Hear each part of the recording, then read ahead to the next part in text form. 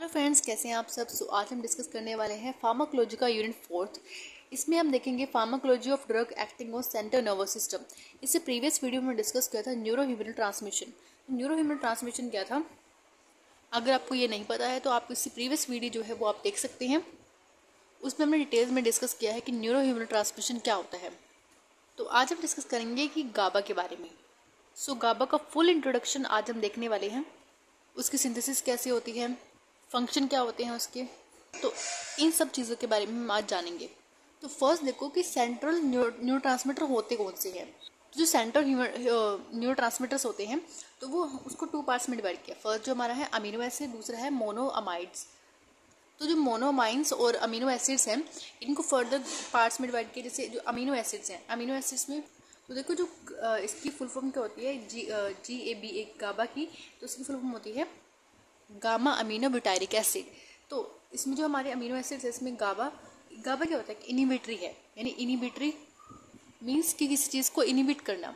Next हमारे पास है glycine और ग्लूटामेट। ठीक है, ग्लूटामेट क्या है हमारे पास, एक्साइटेटरी है, और ग्लाइसिन क्या है, इनिबिशन करने वाला है। ठीक है, इनिबिटरी है। और जो हमारा मोनोअमाइंस होते हैं, मोनोअमाइंस में हमारे पास डोपामीन होता है, सेरोटोनिन होता है और हिस्टामिन होता है। जो हमारा डोपामीन है वो इनिबिटरी है और सेरोटोनिन है वो भी इनिबिटरी है, और जो हिस्टामिन है वो एक्साइटेटरी है न्यूरोट्रांसमीटर। ठीक है, तो इसके अकॉर्डिंग इसको क्लासिफाई किया है।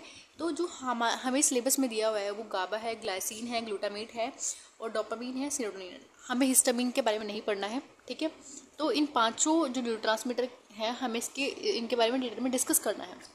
तो फर्स्ट ऑफ ऑल हम बात करते हैं गाबा की। तो गाबा क्या होता है, गामा अमीनो ब्यूटारिक एसिड। ठीक है, तो इसकी फुल फॉर्म है। अब जो गाबा के रिसेप्टर होते हैं, गाबा ए, गाबा बी, गाबा सी, तो ये 3 तरह के रिसेप्टर्स होते हैं इसके। ठीक है, इन तीनों के अलग अलग फंक्शन होते हैं और इनके ऊपर गाबा जो न्यूरोट्रांसमीटर है वो आके बाइंड करता है। ठीक है, तभी अपना फंक्शन शो करते हैं। अब देखते हैं इसकी सिंथेसिस। अब सिंथेसिस, स्टोरेज और फंक्शन।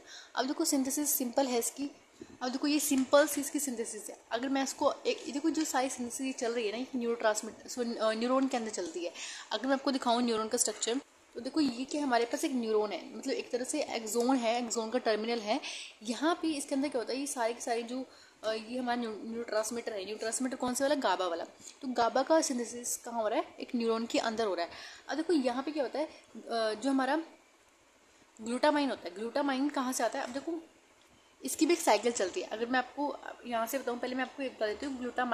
ग्लूटामाइन से माइटोकॉन्ड्रिया के अंदर क्या होता है, ग्लूटामाइनेज एक तरह से एंजाइम है। तो ये ग्लूटामाइनेज क्या करता है, ग्लूटामेट को ग्लूटामेट में कन्वर्ट कर देता है, ग्लूटामाइन को ग्लूटामेट में कन्वर्ट कर देता है। ठीक है, उसके बाद ये जो ग्लूटामेट है, ग्लूटामेट अभी क्या करता है, यहाँ पे क्या होता है, ग्लूटामिक एसिड डीकार्बोक्सिलेज होता है। तो ये क्या करता है, इसको GAD के नाम से जानते हैं, GAD, यानी इसकी शॉर्ट फॉर्म है।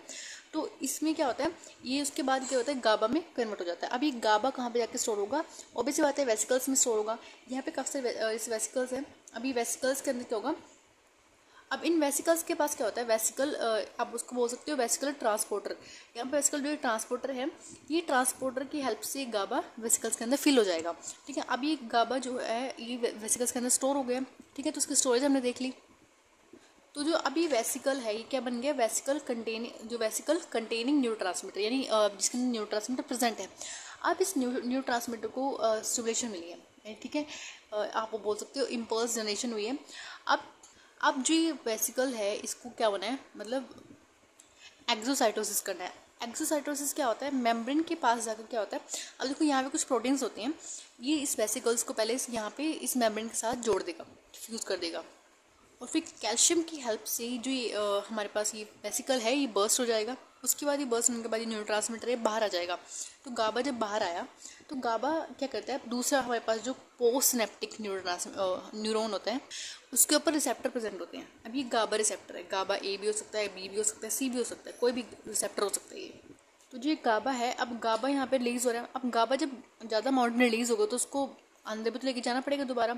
अब इसको क्या करेगा, जब ये गाबा यहाँ पे जब ज़्यादा मात्रा में रिलीज़ होगा, ज़्यादा अमाउंट में रिलीज़ होगा, तो जो गाबा है ये तो ये मतलब एकदम से, यानी इसी न्यूरॉन के थ्रू यहाँ पे जो गाबा के ट्रांसपोर्टर्स होते हैं वो ट्रांसपोर्टर की हेल्प से, जैसे गाबा का ट्रांसपोर्टर है, गाबा के ट्रांसपोर्टर की हेल्प से ये दोबारा इस वेसिकल्स के अंदर चला जाएगा। ये दोबारा फिर ये गाबा ये दोबारा फिर ग्लूटामेट या ग्लूटामाइन से ग्लूटामाइन कन्वर्ट होकर दोबारा फिर ये न्यूरॉन के अंदर जाएगा।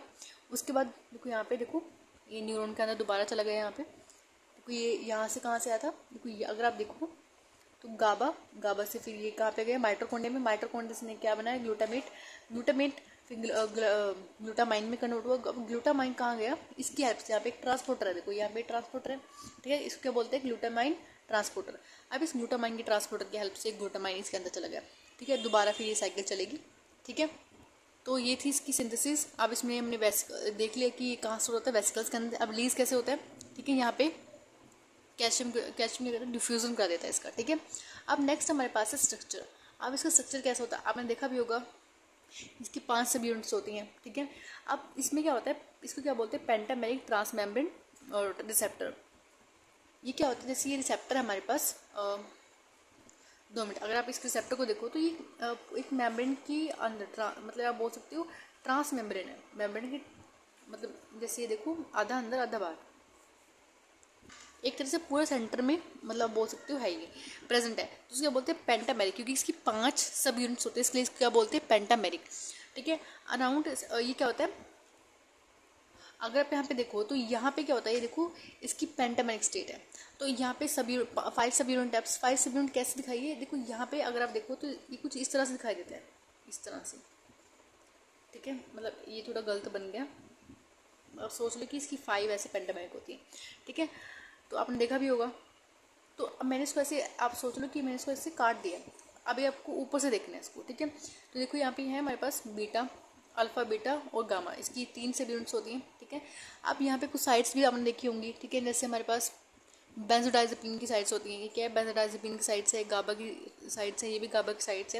ये पोर होता है, कैल्शियम का पोर होता है, सॉरी क्लोराइड का पोर होता है। यहाँ पे जब नेगेटिव चार्ज इसके थ्रू ही अंदर जाता है, और जब काफ़ी अमाउंट में क्लोराइड अंदर चला जाता है तो उसको क्या बोलते हैं, हाइपर पोलराइजेशन। अब हाइपर पोलराइजेशन कंडीशन क्या होती है, मैंने आपको कल भी बताया था। जब -70 से नीचे चला जाए, -70 से अगर नीचे चला जाए तो उसको क्या बोलते हैं, हाइपर पोलराइजेशन कंडीशन। इस कंडीशन में क्या होता है, जो हमारा CNS है वो डिप्रेस हो जाता है, ठीक है। अब मान लो किसी को एंजाइटी है, किसी को रात को नींद नहीं आ रही, किसी ने ज़्यादा स्ट्रेस ले लिया, ठीक है। आप कहीं आपने भी देखा होगा, आपके जैसे आसपास के जो लोग होते हैं वो बहुत डिप्रेस होते हैं, ठीक है। और कईयों को स्टडी का स्ट्रेस होता है तो वो रात को नहीं सो पाते, ठीक है। कईयों को कुछ भी मतलब हो सकता है, कोई भी स्ट्रेस एंजाइटी कुछ भी हो सकता है उनको, ठीक है। तो उस वजह से क्या होता है, रात की जो उनकी नींद होती है वो भी उड़ जाती है। तो हमारी बॉडी में एक न्यूरोट्रांसमीटर है गाबा। अब ये गाबा रिसेप्टर क्या करता है, उसकी सिक्रीशन को, जैसे सिक्रीशंस है काफ़ी सारी, उन सिक्रीशंस की वजह से आपको स्ट्रेस आ रहा है, ठीक है। अब वो तो क्या एक्साइटेटरी हैं। अब ये क्या था, ये हमारे पास जो गाबा होता है वो इनिबिटरी होता है, तो यानी इनिबिटरी रिस्पॉन्स शो करता है। तो अब यहाँ पे जो हमारा क्लोराइड है, क्लोराइड जब अंदर, सॉरी हाँ ये क्लोराइड है ना, क्लोराइड का पोर है, जब क्लोराइड अंदर जाएगा तो उस वजह से क्या होगा, नेगेटिव चार्ज ज़्यादा क्रिएट होगा। जब नेगेटिव ज़्यादा क्रिएट होगा तो CNS डिप्रेस हो जाएगा, और उस वजह से क्या हो जाएगी, उसकी जो इनिबिशन रिस्पॉन्स आएगा। इनिबिशन रिस्पॉन्स क्या करता है, CNS को डिप्रेस कर देता है, और जब CNS को डिप्रेस होता है ना तो आपको नींद अच्छे से आती है, ठीक है।